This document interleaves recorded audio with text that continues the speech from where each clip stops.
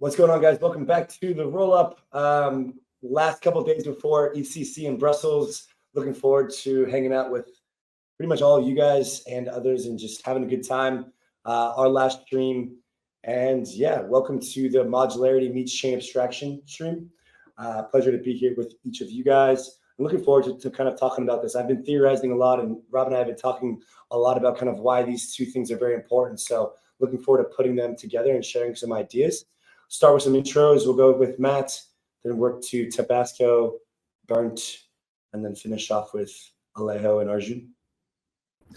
Sure. Great to be here. Thanks, guys. I'm Matt, co-founder of Caldera. Caldera is a leading modular blockchain rollup as a service platform. So we help people launch their own customizable, dedicated L2s and L3s on Ethereum, work with a bunch of chains you've probably heard of: Kinto, Manta, ApeChain, Treasure, 50 more.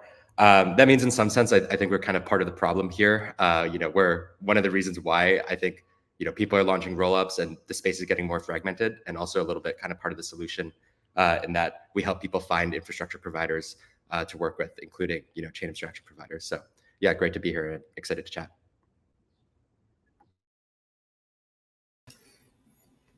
Happy to go through an intro on my side as well. So my name is Tabasco. My real name is Ethan. I do developer relations at Particle.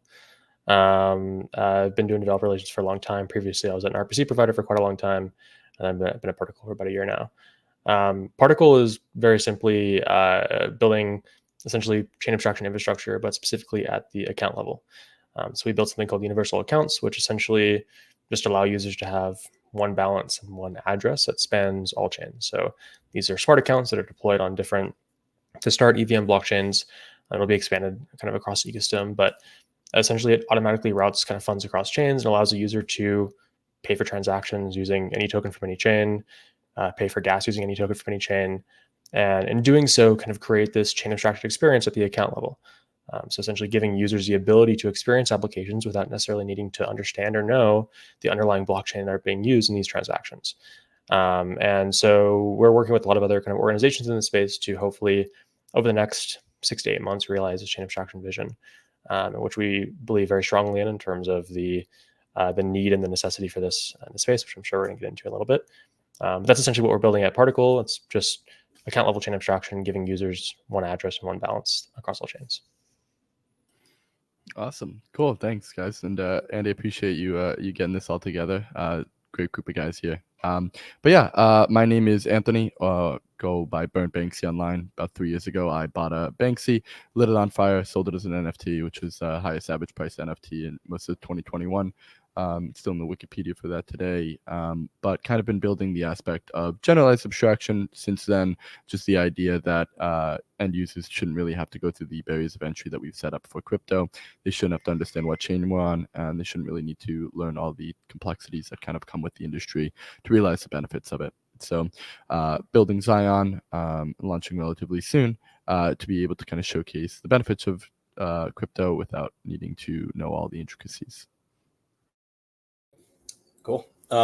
Yeah, my name is Alejo. I'm the co-founder of Lumio. We're building a VM abstraction framework for existing L2s and L1s. Essentially, the goal is to enable Solana VM, MoveVM, WebAssembly, some of these alt VMs to work within the frameworks that are popular today, like the Optimism, OP stack, Arbitrum, Nitro, so that teams can essentially integrate into the interop layer that the superchain Orbit's hyperchains is bringing in, and enable developers that are building on Solana, Aptos, other ecosystems to easily deploy onto these major L2s and have composability with what's already there. So yeah, obviously that brings on some more fragmentation. So yeah, really interested in discussing what chain abstraction and these interop solutions are going to enable for these teams that are onboarding and coming from other ecosystems. Awesome. I'm Arjun. I'm one of the founders of Everclear. I've been in this space since 2016 and started Connext, which was what Everclear was previously called, back in 2017, with this goal of trying to figure out how to honestly do a lot of what we're talking about here, which is like abstract away the chain experience to get to the point where any user anywhere can use applications built on blockchains. Everclear is the first clearing layer And what this means is that Everclear is a system that coordinates the settlement, or what we call clearance, of funds between chains, and specifically between different like liquidity-based systems between chains. And so like rather than going and building just yet another liquidity-based bridge, what we're doing is we're helping existing bridges coordinate their settlements with one another and net them off against one another such that everybody else's prices come down. Everclear sits as basically like a foundational infrastructure layer under chain abstraction protocols. It acts as this like backend liquidity mechanism that can then we can plug into like RAS and every new rollup that launches, and that then chain abstraction providers can leverage to come and like build support for every ecosystem really quickly out of the box.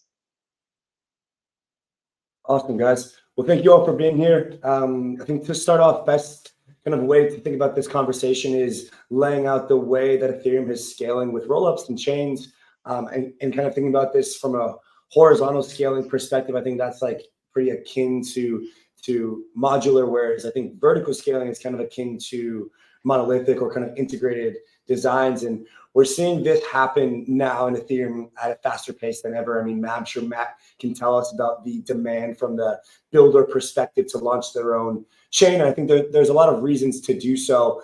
And so I think to start this conversation off, I'd like to understand from your perspective what this modular fragmentation problem or kind of situation is today, and understand some of the trade-offs and pros and cons of scaling Ethereum in this kind of horizontal way. And Matt, maybe you can take a stab at it and we can go around. Yeah. I'll start off.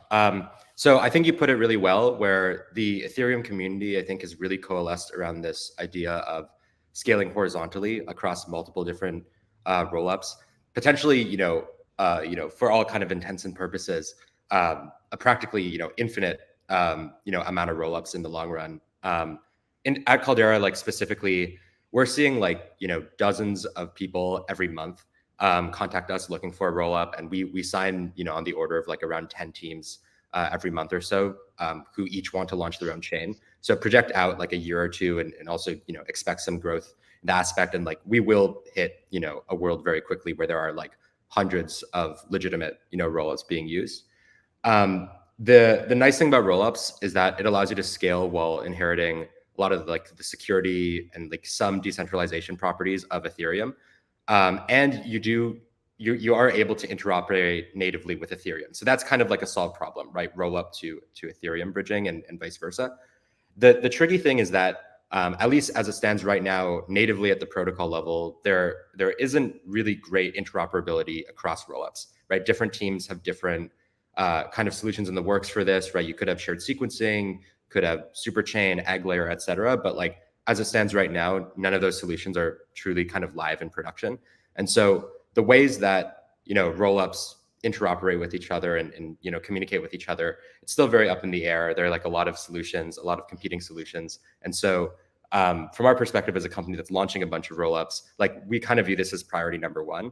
And I do think it's like a little bit of a race for the like Ethereum ecosystem, because if we don't solve this, in due time, like the UX of the space is going to get extremely fragmented. So from our perspective as a company that's helping launch a lot of these rollups, we're very, very interested in seeing where this whole chain abstraction space is going, because we do view the end state as being, as a user, your wallet doesn't necessarily, it's not highly chain aware. You don't need to worry about like what server you're communicating with, what chain you're using. And, hopefully all this sort of stuff gets abstracted on the back end for users.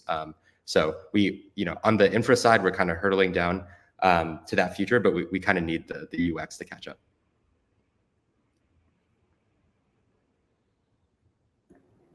Yeah, I think in general, this approach that Ethereum has taken to scaling is scalable to a certain degree. Even a monolithic approach like Solana or Aptos, you do reach certain thresholds, like let's say 100,000 TPS, which is what their advertising they can do in a lab. Currently, as we know, it's probably like around 3,000 to 10,000. But doing this rollup scaling, you can scale linearly with the amount of rollups, at least in terms of TPS. They're just separate environments that are batching together the transactions, then posting to the L1. So I do think this was a better approach. It would have been interesting to see, and I know this discussion goes on sometimes on, what would scaling have looked at the ETH L1 level? Would that have been a better approach? But I think this area of allowing open innovation to scale Ethereum comes with its downsides. Obviously, all this fragmentation that's going on, but solutions like this will enable people to just have a better user experience. I think we're quickly going towards a vision where someone can go into a wallet, just have an idea of what they want to do. Let's say I have this NFT that I want to sell, and then provision liquidity on a DeFi application, even if they're spread across, let's say, an Arbitrum rollup and an Optimism, and even potentially even a different L1. They can just do this all within one user experience and not have to worry about, where they're clicking, whether they have enough funds, how long they have to wait, all these friction points. So, in essence, as we scale in this more open way, that seems theoretically more scalable than, the monolithic approach. We are running into these friction points, but it's good to see these solutions coming to market. And maybe the best approach is seeing it work within a small ecosystem or set of applications, and then scaling that out to more and more, where eventually the entire user experience doesn't have to feel so fragmented. It's interesting because like this space is like none of these discussions in this space are like new, right? This whole debate around like vertical versus horizontal scalability was like a very key part of the like L2 scalability discussions in like 2018 or so, and it's just because like we at the time were like also talking about what will it take to scale up L1? Should we just make it harder to run nodes and like do exactly what Solana is doing effectively today? And I think like ultimately it just comes down to this like design question of like how much do you want to scale? And like the Solana thesis or the integrated chain thesis is really like there is a limited utility for blockchains that is likely going to mean like we can build like the future of finance on it, and we can build a few other things on it, but we're not necessarily going to need to scale to millions of TPS. There just isn't enough demand yet in the market, right? And so they're saying, okay, a practical version of scaling that has less trade-offs that we can do today that's good enough is going to be to like make heavier machines, right? And like to like do like just to optimize it at the VM layer. And that's true. That's all like a totally valid thesis. Whereas like the flip side of that is like people saying, well, no, like, even though we may not have millions of TPS worth of demand today, like we should still build a system in a way that it scales to meet that demand. So that way we don't have to run into running into the exact same problem a few years down the line when we do hit that scale.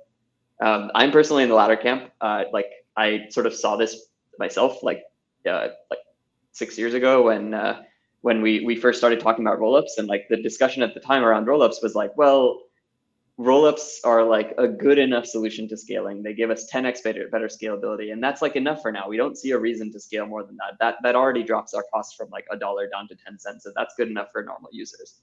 And like by the time rollups actually were developed, the whole ecosystem scaled like 1,000x. It became a huge problem. And so I think we're kind of in a similar position where it's like we're not like forecasting out enough that like it's like how are users going to come here? They're going to come here when the stuff is like easy and cheap enough to use. Like every cycle is the same story. Like users try to enter this ecosystem, and then they fail to do so because it's too expensive and it's too fragmented and it's too difficult, right? And like until we get to the point where we're like, you know what, it doesn't matter if 1 billion users actually legitimately, and I don't mean that in the like hyperbolic sense that everybody always used it, but like actually 1 billion users start to use blockchains. It shouldn't matter if it's that number or if it's 1 million, right? It like if we want adoption to happen, we shouldn't be making like a directional bet on like how much adoption should happen, because otherwise we're just going to run into the same problems again. Yeah. And I think there's a lot of elements that are trying to be solved in this conversation at once. I think there is kind of this element of, you get this chain abstraction from a more social user level, which is I shouldn't have to, in my mind, make these distinctions. But then I think that there's this kind of friction level as well that's also being solved. And whenever you get narratives like chain abstraction or something like this, it's always going to be the amalgamation of so many people trying to do something like 30% similar to what the current narrative is, all kind of coming together. But there is of course the North Star, and to Arjun's point, we've seen this narrative play out so many times. We've seen the app chain thesis become the modular thesis, right? And this conversation ends up not really being that new, but I do think that new issues do tend to come up. Like we didn't really see the amount of rollups that we did back in 2018, right? Like, and I think maybe the closest thing that we saw were like parachain options, which I mean, didn't really come to as much fruition as we kind of thought. But I think there's this hypothetical land that like the conversation existed in, and then there's where it definitely feels now, which is like, wow, this is actually becoming a real issue. And what feels like looking into the future then becomes, hey, we're sprinting as fast as possible, and we just need to keep up because we continuously feel like we're tripping over ourselves. Yeah, I guess just to maybe take a step back as well. You know, we've been saying this kind of term fragmentation quite a bit over the past 5 minutes or so, and I think that, I mean, fragmentation has always been a problem. It's not a new problem necessarily for just, you know, the modular thesis, modular approach to scaling. Fragmentation has been an issue between monolithic chains as well. The difference though is that when it comes to user experience, the issue of fragmentation between monolithic chains is less important to solve because, of course, we have this idea that there's going to be one blockchain that people are going to use. There's going to be one kind of global state machine that everybody's going to kind of collectively leverage to push the space forward. But as an ecosystem, as I mean, I hate to use the word matured out of this idea because maybe this is putting down the Solana guys a little bit, but I think that as an ecosystem, as we've maybe transitioned away from this idea from on the Ethereum level and moved closer to this kind of concept of ultimately scaling through the means of app chains, so applications transition into chains. This is presenting still fragmentation, but if every application is on a totally different, like its own state machine essentially, then this fragmentation becomes a much larger problem because now if between applications I'm losing my balance, I'm losing sometimes even depending if you're like moving VMs, I'm losing my address, my account, my infrastructure.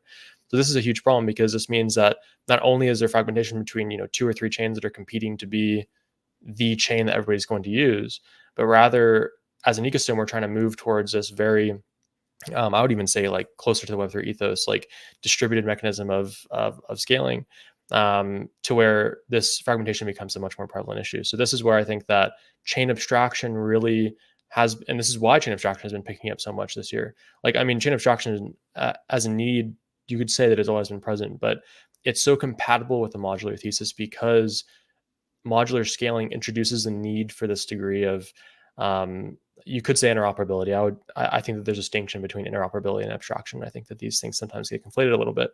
But I think that the need for this abstraction, this user experience boost, where users really no longer have to, for example, bridge between every application that they want to use or maintain different wallets for every application that they want to use. This is a problem that has exclusively been introduced through the means of the modular thesis. That wasn't necessarily as big of a problem when you just had competing monolithic chains. So this is where I think you start getting into the topic of chain abstraction and kind of this idea through the means of this transition that we've seen, especially within the Ethereum ecosystem. I like that first point a lot, by the way. Like you're totally right. There was absolutely fragmentation in the past. It's just like no EOS users were Ethereum users. Like there was zero overlap between those categories. There was really effectively zero overlap between like Tezos users and like, you know, whatever users. Like it, you know, like, so the fragmentation didn't matter at the time. And like now it does because like, yeah, Arbitrum users are going to go use apps and Optimism. Yeah, like all of the airdrop farmers are of course going to rotate through every possible chain. Yeah, the on-chain world kind of changed it all. Yeah. Go ahead, Leo. Oh yeah, I wanted to kind of pose this question to the group. Thinking about chain abstraction, how much responsibility is on the service providers to provide the information for the end users to understand kind of like where their assets are living? So let's take two roll-up ecosystems, Arbitrum and Optimism, that are pretty far along in decentralization and providing a quote-unquote trustless settlement to Ethereum, as trustless as possible. But as we know, others might not have. I mean, permissionless proving doesn't exist in the fraud-proof ecosystems yet. But let's say, you know, in the future when there is kind of like these different rollups that have that are at different stages of decentralization, how do chain abstraction solutions or wallets or where does the impetus fall to kind of like explain to the user, look, there are these risks if, you know, you're trading to these assets that are on these chain that, you know, potentially the sequencer might be compromised. So then you'll have to deal with, you know, fallback mechanisms that might take a week, or, you know, where does the balance fall in there? And, you know, how do you see this kind of evolving? Yeah, it's a great question. Yeah, I'm not going to answer the question, but just to echo like the question itself, I don't know if anyone noticed that MetaMask has put in a lot of these like warning messages now, and they're almost always wrong. Like a lot of times they have like they're like overly aggressive when they're alerting you about potential scams, and kind of just make you double check, which I guess is good, but it also adds a lot of like almost unnecessary precaution to like the application that you're interacting with. So yeah, where is the implication? Who has the burden of proving what is a scam, what's not a scam, where your assets are? It's a good question, Alejo. I think on the chain level, when you're looking at specifically like who is responsible for like the integrity of users' assets based upon the resilience of a given chain. So for example, like, you know, the integrity of a sequencer or something like this. I think that this is still, so like users today, and we actually touched on this. There was another live stream that we did a while back, and we kind of got into this topic a little bit. But like users today, they trust applications to do a lot of things. So they trust applications whenever you sign a message. I mean, there's some degree of trust there in the applications you're doing a lot of the time, especially when, you know, it depends on the action that's happening. But users intrinsically have some amount of trust between themselves and the application that they're using. So the way that I see it, at least, is especially like with the introduction of chain abstraction, where you're going to have operations and assets across multiple chains. All of these chains specifically are going to differ in terms of resilience, in terms of security, in terms of just generally like what's happening with them at a given point. And the way that I see it, at least, is that this is just another point of trust that the user has to have with the application that they're using, because ultimately it's up to the application in terms of what chains are they interacting with. There's some points where like users, for example, might have assets on other chains that could be moved over to interact with an application. But I think still ultimately the trust usually is less so on the actual provider itself and more on the application that's being used. And it's up to the application developer to basically choose an environment that is secure and responsible for that user. And the applications that don't do this naturally aren't going to attract as many users, and there's going to be just like applications today that aren't trustworthy on other areas, they're not going to be used. So this is why I think that this really won't change the dynamic that much in the space. I think we're not going to see a huge shift in this regard. I think it's going to be pretty similar to what we see today in terms of trust, but rather you're just introducing this additional degree of trust with applications based upon the environment that's being used, and in a lot of cases being abstracted away from the user. So it's really up to the developer to decide this, at least from my perspective. So to kind of add to that, like actually before I add to that, maybe just a little bit of context. So for folks in the audience who don't necessarily understand, like there is an ongoing conversation. There are a lot of like ongoing concerns around like what impact does chain abstraction have on security, right? Like you're kind of removing the direct interaction of the user with the chain, and so like you're abstracting away the potential risks that the user experiences. And I think that there's some like misconceptions around that. Like you're not, like the user can still get all the information that they want about the chain or application they're interacting with. So like that's not going away. And in fact, by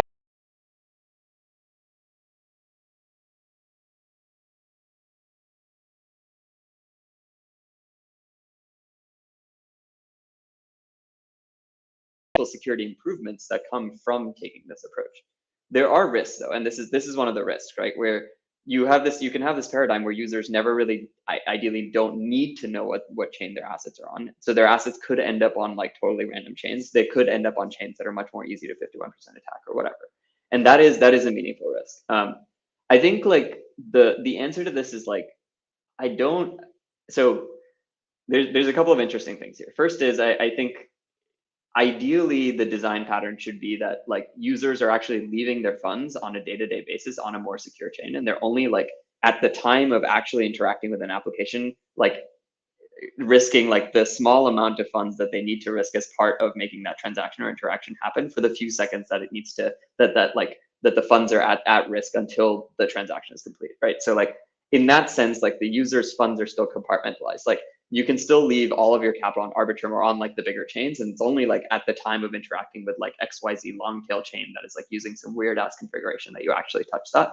And so I think that that's like something that people are really like not misunderstanding as well. And then the other piece of this is of course that like you do get this kind of like separation of concerns. Like in the worst case, if as a user, if you are worried about like the risk of interacting with like applications where you just don't really know what's happening, the nice thing is that you're interacting through a service provider. And because you're interacting through a service provider, like the service provider is the one that's really incentivized to be like, no, I'm actually not going to like service this application. So in this like app chain world, right, it stands to reason that it's very unlikely that for a very insecure app chain, like you're going to be able to attract solvers with sufficient liquidity to actually be able to do things there. Why? Because the solvers would have to go up front and hold liquidity on that chain. Solvers are obviously more sophisticated actors. Like they're businesses that have like capital at stake and they want to make sure that they don't lose their funds. So like if they're going and holding funds on this like XYZ long tail chain that is potentially vulnerable, like they are at risk. My feeling, I mean, it's a bit early to tell, and I think it's going to be interesting to see how this plays out. But my feeling is that dynamic, that like specific economic incentive for solvers to really be very like self-preserving is going to result in like applications either having to like make sure that they have the security in place or just not being able to like support solvers in their ecosystems at all.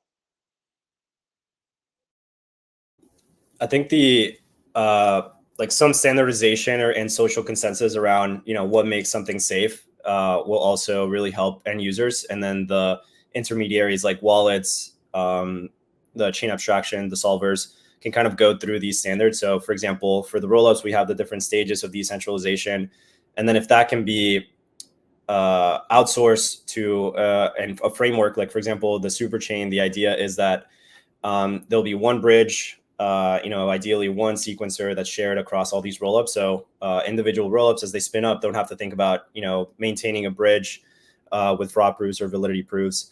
They can just plug into what's existing as long as they meet certain thresholds. And then end users through intermediaries like wallets know that, okay, if this application is part of the Optimism Federation or the Arbitrum Federation, then it's relatively safe. It has a Lindy effect of this much time being alive.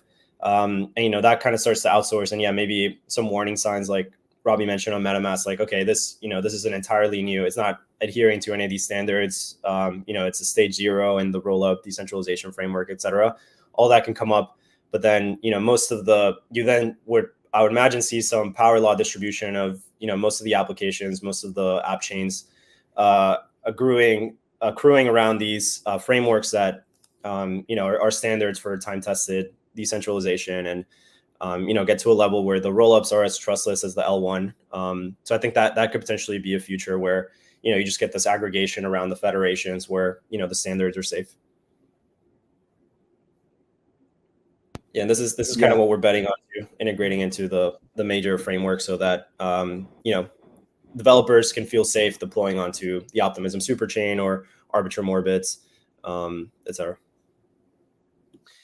Yeah, and I think you bring up a good point, also brought up here by Arjun and Tabasco, with regards to this idea of kind of interoperability being separate from chain abstraction. I think a lot of people think of this as like one thing, as Arjun kind of pointed to, and having these risk parameters for users at the application level, as Tabasco said, I think is one idea, but then also like educating people like on like what's happening on like the interoperability level could be something that maybe users don't care about, but could be interesting from a security perspective. And I wanted to kind of open this idea of this modular mullet. It's hard to say that with a straight face. That you're getting, by the way. Abstraction. Yeah, exactly. This chain abstraction on the front, modular blockchains on the back, but really like, I think what we're really getting at here is like chain abstraction on the front, interoperability providers underneath or kind of like behind that make this happen. So I guess the question that I'll pose, and maybe I'll start with you, Bernd, is kind of what is the relationship between interoperability and chain abstraction, and kind of how do they play together? Yeah, I mean, I think this kind of goes to my narrative conversation earlier, right? Which is a lot of the chain abstraction narrative is exactly that, right? It's a narrative. And whether it be a lot of the old kind of intent narratives kind of coming over, or the bridging narratives, or the account abstraction narratives kind of coalescing into one. I think when you think about chain abstraction and you think about this concept where users shouldn't care about the chain, there is an element of interoperability to it by what seems kind of like nature. And I think looking at it and understanding it as a narrative, and understanding it as kind of a North Star metric, if you kind of would, it's impossible to kind of get to a world where the user doesn't need to kind of know what chain they're on if they have to pick a chain, right? It's part of the actual problem. And so I think interoperability is extremely key in chain abstraction. And I think it's the ability to kind of be that first half step of saying, hey, this is an extreme functional issue that we need to solve for, and kind of needs to be there. And as I mentioned before, right, we're sprinting, right? So we're trying to solve 15 problems at once. The way that interop kind of goes in with chain abstraction is because it's one of the problems that we need to solve. Yeah, I guess just to add on to this as well, I think that, like I said earlier, I think interoperability and chain abstraction are sometimes conflated a little bit. I think it's important to like make it clear that chain abstraction is an abstraction. So it's, I mean, at the end of the day, it's there's a reason why it exists in the front of the modular mullet, because it's, a lot of the time somewhat more user-facing thing, and it overlaps a lot with interoperability. But I think the way that we've been positioning it and thinking about it, at least at Particle, that we actually published an article about this last week, is that chain abstraction as an experience. So first of all, we define this, and I think this is kind of a good way of looking at it, is that chain abstraction is ultimately an experience that results in a specific kind of like feeling for end users. So in this case, it's really an experience that lets users interact with applications without the manual processes that they typically have to go through to do multi-chain interaction, essentially. So bridging, managing multiple balances, etc. This experience is composed by a number of different things. And specifically, the way that we have defined the composition of this experience is through 3 layers. So you have the account layer. So this is more user-facing. This is basically what we build at Particle. So essentially, usually this is a smart accounts or some other kind of like EOA conversion mechanism that allows accounts to essentially have one balance that works across all chains. These are usually intent-centric to some degree. Then you have application layer chain abstraction, which is for developers and allowing them to actually compose across applications and whatnot in chains, and allowing them to be intrinsically chain agnostic. So, for example, Socket, Agoric, Cluster, these guys would fall in this category. And then what I would probably consider to be closest to interoperability would be what we use this term blockchain level chain abstraction, which is essentially just our way of essentially saying intrinsic interoperability between chains. This is where you see things like, for example, ag layer, or I would even consider like things like NodeKit potentially to fall in with this category to some degree, where it's creating a foundation of interoperability, which really is a lower level, more intrinsic thing between chains that then chain abstraction solutions benefit from intrinsically. So this means like chain abstraction exists, like especially on the account level and the application level, exists separately, but it definitely benefits from stronger interoperability standards.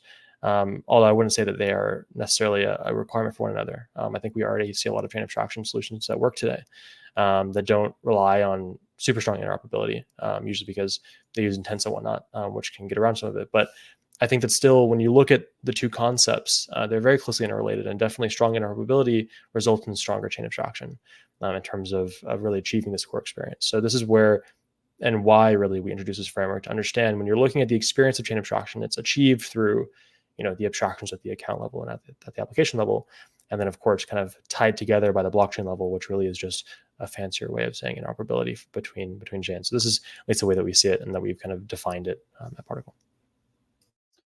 Yeah, double clicking on that. We brought up the super chain. We brought up some of these different clusters of federated chains, groups of chains. The Arbitrum Federation, the Optimism super chain. When we solve, and then also kind of lumping in the shared sequencers approach to interoperability into that ag layer, NodeKit, Espresso, etc. When we're collecting in these, and I like that term for it, Ethan, like blockchain level chain abstraction as a solution for interoperability. Call it shared sequencers, and we use that for interoperability at a lower level blockchain level. What does that mean for chain abstraction? And Tabasco kind of alluded to it, like it makes chain abstraction stronger because maybe we have a stronger foundation.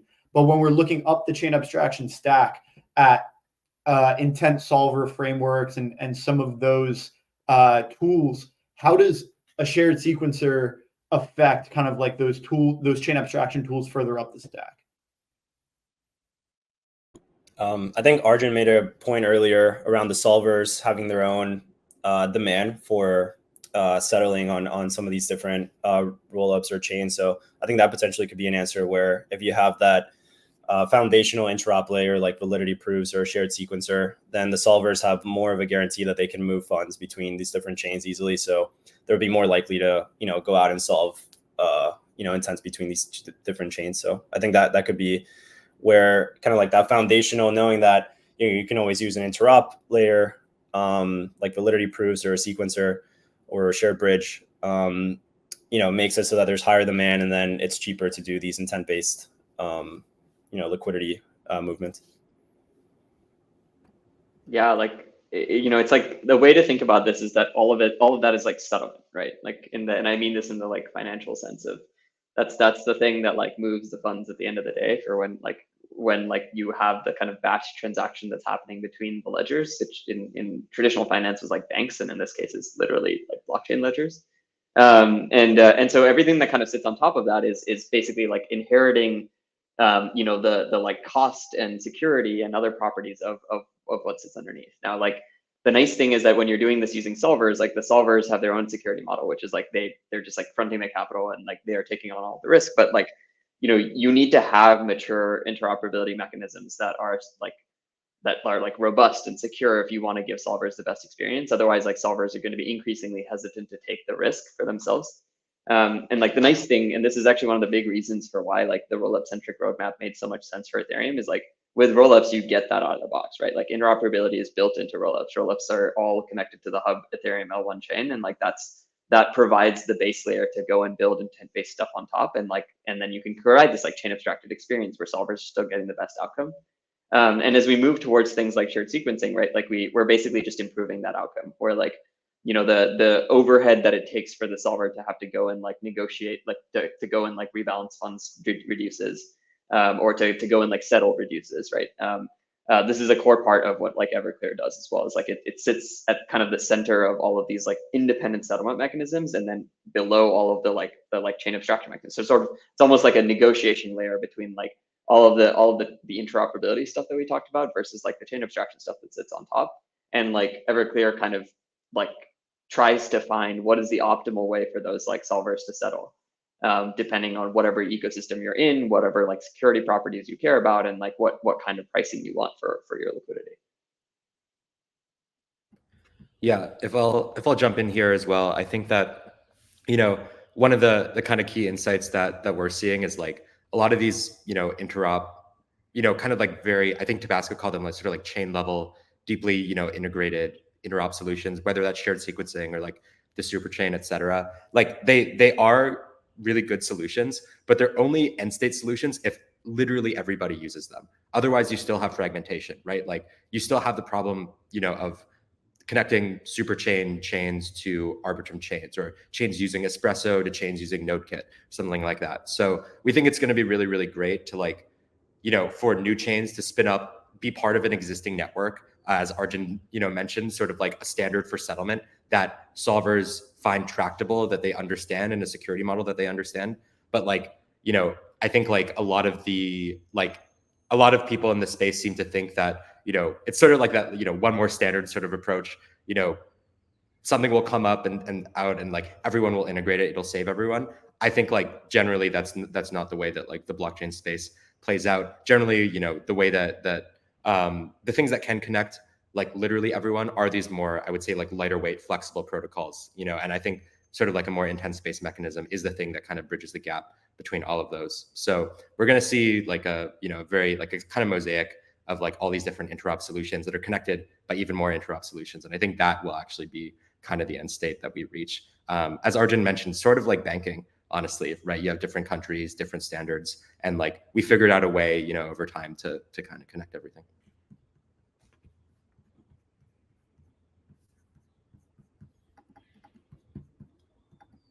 I'm on mute. Matt, you were kind of joking around a little bit about Caldera almost being like the problem child of this conversation, where you guys just keep launching rollups. I'm curious, like from your perspective, based on your recent points here about kind of putting these different solutions together, like how are you looking at this from the rollup framework perspective in terms of contributing to solving the fragmentation problem? Like do like rollup as a service providers turn into like ecosystems themselves? Do you like build out some sort of solution for like, okay, all rollups within my framework or my RAS can have these options. So like you almost like give your builders a chance to like pick, a set, or do you open it up? Kind of like, how are you thinking about this from the rollup framework perspective? Yeah. So yeah, I would say we're part of the problem, but we can also be the solution. The nice thing is that because we're a single team, we're operating all these rollups on behalf of our customers. We're able to make recommendations, as you mentioned. If as standards emerge, we're able to nudge people to different standards. And I forget who mentioned this, right? But when it comes to security properties of different chains, like we can make stronger guarantees as the operator of multiple different chains, where like, for example, that Caldera has never had a liveness failure. You don't need to trust, if the 50 teams we're working with were all running their own chains, you need to kind of maybe audit each of their DevOps setups individually to know, are they going to reorg? Are we confident in their ability to settle, right? But for us, like we run, the most kind of industry standard audited stacks. We run them in an audited, at this point, pretty battle tested cloud environment. And so if you want to like make assumptions, which I think basically every protocol needs to on rollup liveness, rollup security, et cetera, it's a lot easier to do that when we're running everything for a lot of these different chains than if every chain had their own, unique quirks in how they were being run. And so like, I think for us, how we're thinking about this is like, we're not going to push any, all of our customers to use one thing and one thing only, but like we want to work with like the best teams in the space who are, building solutions all over the stack. And we think like we can kind of help, act as sort of like a coordination layer for all these rollups and all these teams that are kind of choosing and trying to figure out like what to build and how to build it and who to work with. And hopefully that way we can kind of accelerate the space towards coalescing around standards and solutions. So all these teams who need distribution here need to go to the rollup framework providers and basically work out the best deal possible to have their solution be recommended. And I'm just kind of joking around here, but the incentives are like, they're like what is the incentive for the teams who are building like similar products to collaborate, or kind of like in this chain abstraction stack, as you guys know, with the cake framework and kind of these different layers, like how do you guys foresee the collaboration happening and the incentives aligning for Particle and Everclear to collaborate with different applications and kind of build out a joint framework or a joint offer, if you will, to a certain developer or application? Yeah, like this is a really, really good question. It's something that I've been kind of thinking about for like over a year now, because it's just like, this was my personal colossal frustration with how cross-chain played out, where like it's a bit of a shit show in terms of how much fragmentation there is, and it's like super PvP. And like the only reason for that was just because like teams were just not willing to modularize, right? There were teams that were trying to solve every single problem in the stack, and they were not like, because nobody really knew like where is the value going to come from, where are the users, what is the core problems that are worth solving. Teams went and raised tons and tons of money, and then we're like, okay, we have to solve everything, because otherwise, if we're not like the thing, like if we're not the interchain, then it's not worth it. And I think that's just like a fundamentally unsustainable way to think about things, right? Like the interchain is going to be colossal, right? It's going to be the future of the internet. There will be like trillions of dollars of value settled on the interchain every day. And like, it's ludicrous to think that that would happen through a single project. And so like, I think from my perspective, the answer to this is like upfront, the chain abstraction ecosystem has done a much, much better job of modularizing, right? Like there's a much more clearly defined set of like actors that are solving different problems. Like Particle and One Balance and other folks are solving like account layer chain abstraction to unify balances across a bunch of chains. Like Everclear does not care about that problem. We are not focused on that whatsoever. We want to work with other people to solve that, because like it ultimately helps us when that problem gets solved. And similarly, like there's not really a lot of point in Particle working to figure out how do we solve lower level solver problems. Like that's just like completely out of scope. I think that separation of concerns is really what is going to like, it's going to, at least my hope is that it ends up in a similar way to like the way that the modular ecosystem has actually played out, where it's like, yeah, you have competition, and like, of course that competition leads to a certain amount of fragmentation, but like at the same time, like the fact that you can have RAS providers exist is because there is enough unification around like, okay, these are the different pieces of the stack, and like roughly these are what the interfaces look like between each piece of the stack, that you don't have to go and build a custom implementation for every new integration anymore. I think like that, like the ideal outcome is we can get to the point where we standardize those interfaces, but to be honest, I think it's a little bit premature. Yeah, I think Arjun said it really well, and this is an idea that we've also been thinking about for a little while, because I think it's quite important, especially to kind of create an environment like the modular ecosystem. And I think it's been successful to a degree where I think most projects have placed themselves now today within one of these core verticals and are focusing on one specific problem, which I think is the goal ultimately. Because I think I said this actually on the podcast that we did with the Rollup guys not too long ago. I think any project that is trying to solve or like be the chain abstraction project, this is an inherently unsustainable way to look at it. I don't really think this is how things are actually going to end up.